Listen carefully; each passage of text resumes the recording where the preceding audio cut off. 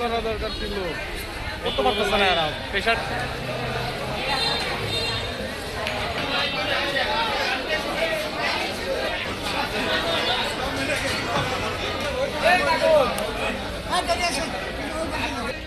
সমস্যা নাই,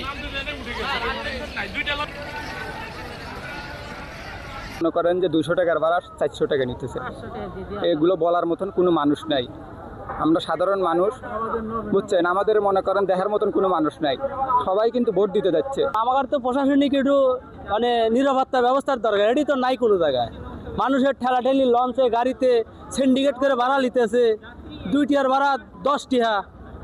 আমরা এই তো সরকার গঠন করলে, এই কি সরকার গঠন করলে দেশে যাইতেছি এত কষ্ট করিয়া? বাসায় যাচ্ছে ভোট দিতে, ঘাটের অবস্থা খুবই খারাপ, মানে ধাক্কা ধাক্কি উশৃঙ্খলা বেশি। কষ্ট করে আসতে ভোট দিবি, যদি সরকার যদি প্রশাসনিক গঠন না করে তাহলে সেভাবে কোনো যাওয়া যায়? যাচ্ছি তো এতদিন পর, ভোটের আমেজ শুরু হয়েছে, সেই জন্য আসলে যাওয়া নির্বাচনে ভোট দিতে। বাট যে জনদুর্ভোগ দেখতেছে আসলে ঠিকঠাক করে যাইতে পারবো কিনা, এটাই আসলে এখন প্রশ্ন হয়ে দাঁড়াইছে।